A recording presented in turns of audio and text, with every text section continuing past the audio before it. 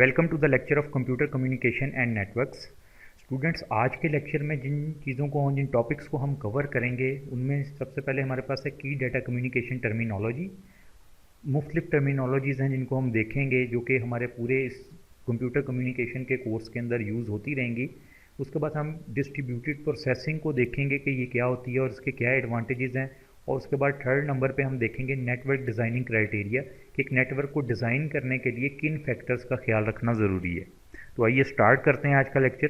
सबसे पहले एक नेटवर्क की डेफिनेशन से हम स्टार्ट करते हैं कि नेटवर्क्स होते क्या हैं। Basically a network is a set of devices often refer to as a node connected by communication link.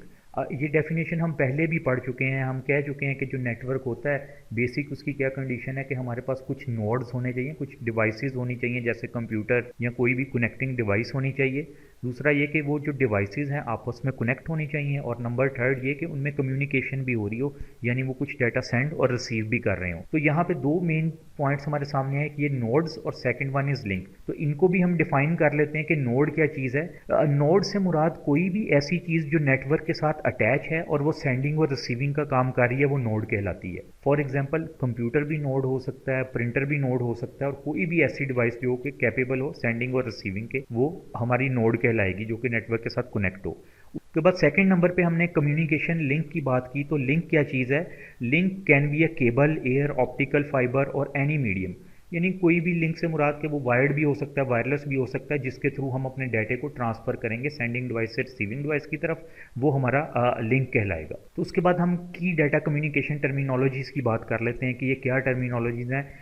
ये जिस तरह हमारे पास सबसे पहले नंबर पे है सेशन। सेशन क्या चीज़ होती है हमारी कम्युनिकेशन के अंदर? Session is a communication dialogue between network user और एप्लीकेशन। इससे क्या मुराद? इसकी एग्जांपल ऐसे ही है जिस तरह आप अपने ब्राउज़र में जाके आपकी जो भी नेटवर्क के साथ डिवाइस अटैच है, यानी आप कह लें कि जब आप नेट के साथ इंटरनेट के साथ कनेक्ट हो जाते हैं, आप अपने ब्राउज़र में जाके कोई एड्रेस लिखते हैं, फॉर एग्जाम्पल www.google.com। तो जैसे ही आप एंटर करते हैं तो आपका और गूगल का जो सर्वर है उसके दरमियान एक कनेक्शन इस्टेब्लिश हो जाता है। ये जो कनेक्शन इस्टेब्लिश होता है इसको बेसिकली सेशन का नाम हम देते हैं। उसके बाद नेटवर्क को तो हम पहले ही डिफाइन कर चुके हैं कि interconnected group of computer and communication devices हैं, जो उनको आपस में कनेक्ट कर दिया जाए और वो कम्युनिकेशन स्टार्ट कर दें, तो वो नेटवर्क कहलाता है। नोड को भी हमने डिफाइन कर लिया और लिंक को भी हमने अच्छे से डिफाइन कर लिया कि क्या चीज़ है। नोड नेटवर्क अटैच डिवाइसेस कोई भी हो सकती हैं, कंप्यूटर हो सकता है, प्रिंटर हो सकता है, हर वो डिवाइस जो सेंडिंग भी कर रही हो, रिसीविंग भी कर रही हो, नोड है। और लिंक क्या चीज़ है? Link connect adjacent nodes. For example ये हमारे पास एक नोड है जिसको हमने नाम दिया ए, और ये हमारे पास एक नोड है बी। अब ए और बी नोड से मुराद कोई कंप्यूटर है, लैपटॉप है, प्रिंटर है, कोई भी चीज़ है जो नेटवर्क पे है, इन दोनों को आपस में जिस तरह से कनेक्ट किया जाएगा वो इनके दरमियान लिंक कहलाएगा। उसके बाद हमारे पास डेफिनेशन आ जाती है पाथ की। पाथ क्या है? End to end route within a network. एक नेटवर्क के अंदर एक पॉइंट से लेकर दूसरे पॉइंट तक जो हमारे पास रास्ता है वो पाथ कहलाता है, जहाँ से डाटा ने ट्रैवल करके जाना होता है। सर्किट क्या चीज़ है? अ pipe over which data travel. अब देखिए पाथ और सर्किट में यहाँ पे कंफ्यूज नहीं होना। पाथ में के बारे में बताया था कि एंड टू एंड रूट है, यानी एक एंड से लेकर दूसरी एंड तक मल्टीपल रूट भी हो सकते हैं वो। लेकिन सर्किट क्या चीज़ है? सर्किट एक स्पेसिफिकली एक पाइप लाइन है जिसके ऊपर से हमारा डाटा ट्रैवल करेगा। जिस तरह आप देखते हैं फॉर एग्जांपल कीबोर्ड अगर आपने देखा हो, उसके बैक एंड पे एक सर्किट होता है। जब ए प्रेस करते हैं तो वो एक सर्किट इनेबल हो जाता है उसी वक्त। तो उससे मुराद एक सर्किट है हमारा जहाँ पे हमारा डाटा ने ट्रैवल करना है। उसके बाद आ जाता है पैकेटाइजिंग। पैकेटाइजिंग क्या चीज़ है? अब देखिए हमारा जो डाटा होता है वो तो काफ़ी ज़्यादा साइज़ में होता है, तो हम उस डाटे के चंक्स बना लेते हैं। जो हमारा डाटा होता है उसको हम छोटे पार्ट्स में डिवाइड कर देते हैं ताकि हमें उसको सेंडिंग में आसानी रहे, उसको हम जल्दी सेंड कर सकें। तो इसलिए पैकेटाइजिंग का क्या प्रोसेस होता है? हर डाटे को चंक्स के अंदर डिवाइड करके, पार्ट्स में डिवाइड करके नेटवर्क के ऊपर ट्रांसमिट किया जाता है। ये हमारा पैकेटाइजिंग का प्रोसेस कहलाता है। उसके बाद राउटिंग। राउटिंग जिस तरह अभी हमने पाथ की बात की, तो राउटिंग क्या है कि एक पॉइंट से दूसरे पॉइंट तक, यानी सेंडिंग डिवाइस से जो हमारी रिसीविंग डिवाइस है या डेस्टिनेशन तक, सोर्स से डेस्टिनेशन तक पहुंचने के लिए हमारे पास नेटवर्क में मल्टीपल पाथ होते हैं। तो उस पाथ में से कौन सा पाथ सिलेक्ट किया जाएगा, जो हम स्पेसिफिक पाथ सिलेक्ट करेंगे डाटे को सेंड करने के लिए, वो हमारा राउट कहलाएगा, यानी जिसको हम राउटिंग बोलते हैं। उसके बाद हमारे पास आ जाता है distributed processing and its advantages. कि डिस्ट्रीब्यूटेड प्रोसेसिंग क्या है? डिस्ट्रीब्यूटेड प्रोसेसिंग आपने देखा होगा कि अगर हमारे पास एक टास्क हो, हम उसको एक ही मशीन के ऊपर परफॉर्म करवाएं तो उसको काफ़ी ज़्यादा टाइम लग जाएगा वो परफॉर्म करने के लिए। तो डिस्ट्रीब्यूटेड प्रोसेसिंग में करते हम क्या है, instead of single large machine being responsible for all aspect of process, कि हम एक मशीन को रिस्पॉन्सिबल बनाएं कि वो सारे प्रोसेस कंप्लीट करे। इसकी बजाय क्या करते हैं कि हम उस प्रोसेस के जो सब टास्क हैं वो डिफरेंट कंप्यूटर्स को दे देते हैं। यानी एक बड़ा टास्क है, उसको हमने पार्ट्स में डिवाइड किया, एक पार्ट ए मशीन को दे दिया, दूसरा पार्ट बी मशीन सी मशीन को दे दिया, सब उसके पार्ट्स के ऊपर काम कर रहे होते हैं पैरेलल में। इसके एडवांटेजेस क्या हैं अगर हम डिस्ट्रीब्यूटेड प्रोसेसिंग करें? सबसे पहला एडवांटेज यहाँ पे है हमारे पास सिक्योरिटी। और सिक्योरिटी किस सेंस में बढ़ जाएगी? अगर डिस्ट्रीब्यूटेड कंप्यूटिंग है, हमने जो एक टास्क है, इसका मतलब उसको फॉर एग्जांपल ये देखें, ये एक लाइन है, ये एक टास्क है, हमने इस टास्क के किए मल्टीपल, हमने इसके सब टास्क बना लिए।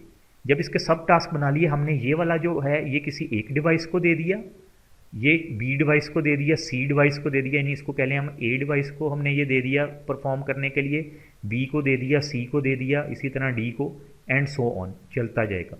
तो सिक्योरिटी कैसे बढ़ेगी? देखें, अगर तो ये एक सिंगल कंप्यूटर कर रहा होता और इस पर किसी किस्म का अटैक होता, तो ये जो हमारा टास्क था या सारा डाटा था वो जो डाटे की सिक्योरिटी पे थ्रेट्स आने थे। तो इस वजह से जब हमने इसके सब टास्क बना दिए, अब इसका कुछ पार्ट ए मशीन के पास है, कुछ बी मशीन के पास है, अगर कोई सिक्योरिटी इशू आएगा, फॉर एग्जांपल इस डी वाले सिस्टम पे कोई सिक्योरिटी इशू आ गया, तो अब क्या है, डी के पास जो पार्ट था उस टास्क का, जो एक सब टास्क था, सिर्फ उसी को जो है वो ही इफेक्ट होगा, बाकी तो हमारे पास सेव रहेंगे, जो ए के पास है, बी के पास है, या बाकी जो सी सिस्टम के पास है।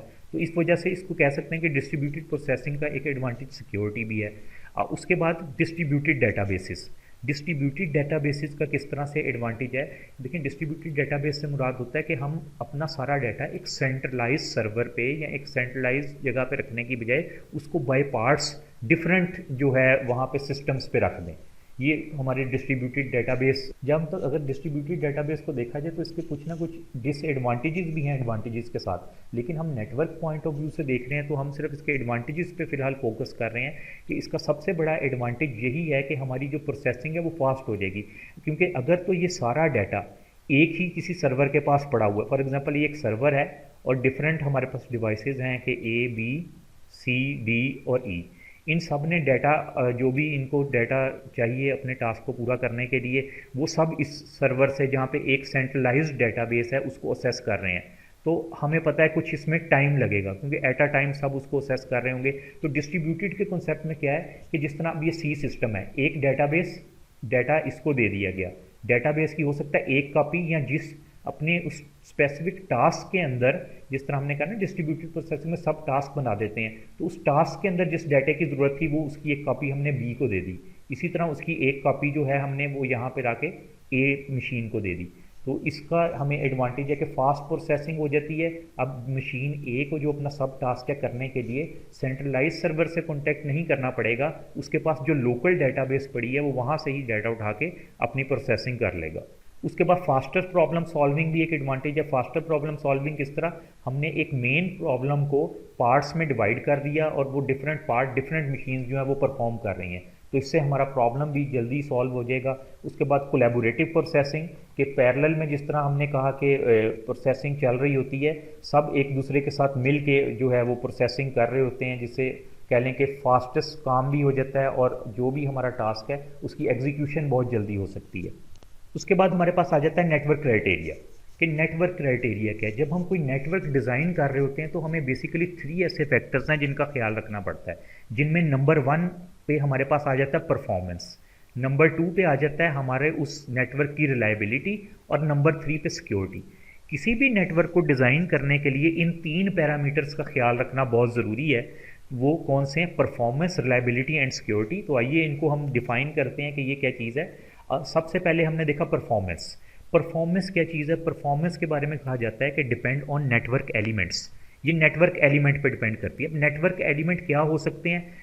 नेटवर्क एलिमेंट से मुराद हमारे वो जो कंप्यूटर थे जो हमने नेटवर्क पे अटैच किए वो भी हो सकते हैं। हम जो भी अपना इंटरनेट सर्विस प्रोवाइडर यूज़ कर रहे हैं, हमारी परफॉर्मेंस उस पर भी डिपेंड कर रही होती है कि अगर हमारा अच्छा कनेक्शन होगा, अच्छी स्पीड होगी, तो हमारे उतनी ही परफॉर्मेंस हमारे नेटवर्क की जो है वो फास्ट होगी। अब नेटवर्क परफॉर्मेंस को मैयर किस तरह से किया जाता है? देखिए, इसको मैयर करने के लिए दो हमारे पास टर्म्स हैं, डिले एंड थ्रूपुट। अब डिले और थ्रूपुट क्या चीज़ है?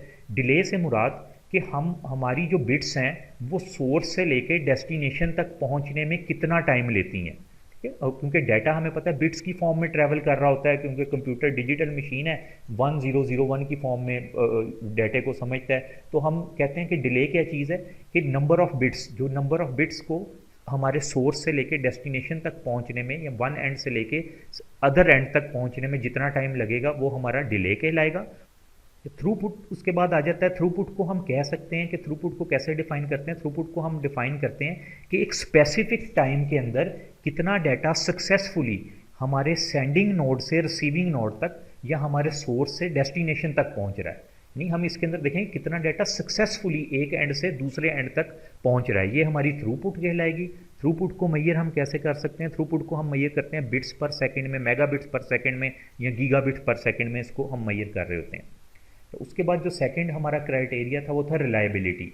रिलायबिलिटी से क्या मुराद है कि हम अपने नेटवर्क पे कितना डिपेंड कर सकते हैं। हमारा नेटवर्क ऐसा होना चाहिए जिसके ऊपर हम डिपेंड करें और जो हमारी एक्सपेक्टेशन है वो उस पर पूरा उतर रहा हो। वो किस तरह से रिलायबिलिटी मैयर हो रही होती है? Reliability failure rate of the network component, कि नेटवर्क का जो फेलियर रेट है ये मिनिमम होना चाहिए, कि नेटवर्क हमारा कभी फेल ना हो। मतलब कि हमें नेटवर्क जो सर्विसेज हैं वो 24/7 24 आवर्स 7 डेज अ वीक हमें वो सर्विसेज मिलनी चाहिए। तो फेलियर रेट जितना कम होगा हम कहेंगे नेटवर्क उतना ही ज़्यादा रिलायबल है। तो फेलियर किस तरह से ये हम जो है इसको रिलायबिलिटी को मैयर कर रहे होते हैं? इन टर्म ऑफ अवेलेबिलिटी, कि हमारा नेटवर्क कितनी देर तक अवेलेबल रहता है, यानी हमारा नेटवर्क डाउन नहीं होना चाहिए, जिस टाइम भी हम उसको असेस करें वो हमें सर्विसेज प्रोवाइड कर रहा हो। उसके बाद हमारा जो क्राइटेरिया था नंबर 3 पे वो था सिक्योरिटी, कि एक नेटवर्क को डिज़ाइन करने के लिए सिक्योरिटी की क्या इंपॉर्टेंस है? Data protection against the corruption, loss of data. क्योंकि जब भी हम किसी नेटवर्क को यूज़ कर रहे होते हैं तो हमारा तो यही उसके अंदर एक क्राइटेरिया होता है कि हम जो भी अपनी इन्फॉर्मेशन दे रहे हैं वो सिक्योर रहे। फॉर एग्जांपल हम किसी बैंक का नेटवर्क यूज़ कर रहे हैं, ऑनलाइन ट्रांजैक्शन के लिए यूज़ कर रहे हैं, तो हमारी फर्स्ट प्रायोरिटी यही होगी कि हमारे जो यूज़र नेम और पासवर्ड हैं वो सिक्योर रहें। तो इसी तरह जो सर्विस प्रोवाइड कर रहे होते हैं जिसने उस नेटवर्क को डिप्लॉय किया होता है, उनकी भी ये कोशिश होती है कि हमारे कस्टमर्स जो भी हैं, हमारे क्लाइंट हैं, उनके डाटे को, उनकी प्राइवेसी को किसी भी तरह से हम जो है वो ट्रस्टेबल बनाएं। और जो नेटवर्क सर्विस हमें प्रोवाइड कर रहे होते हैं जिनकी, यानी हम साइट्स पे जाके यूज़ नेटवर्क को कर रहे होते हैं, तो उनकी कोशिश ये होती है कि हमारे क्लाइंट जो हैं वो हमारे नेटवर्क पे आके अपने आप को सिक्योर समझें, उनको किसी भी किस्म का इस चीज़ का खौफ ना रहे कि शायद उनकी पर्सनल इंफॉर्मेशन या पासवर्ड वगैरह, यूज़र नेम वगैरह शेयर हो जाएंगे या उनका कोई अनऑथोराइज्ड यूज़ हो जाएगा। तो इसके अंदर एरर्स और जो मेलिशियस यूज़र हैं ये भी सिक्योरिटी कंसर्न होता है कि यूज़र को जब हम डिफाइन कर रहे होते हैं, नेटवर्क को डिज़ाइन कर रहे होते हैं, तो होता है कि उसमें एरर कम से कम आए, कि जो यूज़ करने वाला है अगर उस नेटवर्क में एरर आ रहे होंगे तो वो उसको थोड़ा सा यूज़ करने में हेजिटेशन फील करेगा। मलेशियस यूज़र से हमारा क्या मुराद है? मलेशियस यूज़र से मुराद है ऐसे यूज़र जो कि ट्रस्टेबल ना हो, जो कि इंटेंशनली किसी ना किसी तरीके से कुछ नुकसान पहुंचाने की कोशिश कर रहे हो हमारे नेटवर्क को, वो मलेशियस यूज़र कहलाते हैं। तो स्टूडेंट्स, आज के हमने लेक्चर में कुछ चीज़ें देखी जिसमें नेटवर्क क्राइटेरिया को देखा हमने, पैरेलल डिस्ट्रीब्यूटेड कंप्यूटिंग देखी, इसके एडवांटेजेस देखे, कुछ की टर्मिनोलॉजीज़ देखी। उम्मीद है ये कॉन्सेप्ट आपको अच्छे से क्लियर हो गए होंगे, लेकिन अगर अभी भी कोई डाउट है तो आप कमेंट्स में मेरे से पूछ सकते हैं इसके बारे में। तो अपने आने वाले लेक्चर्स में हम कुछ और टर्मिनोलॉजीज़ और कुछ और चीज़ें देखेंगे हमारी डाटा एंड नेटवर्क कम्युनिकेशन से रिलेटेड। तो आज के लेक्चर के लिए इतना ही। Thank you very much.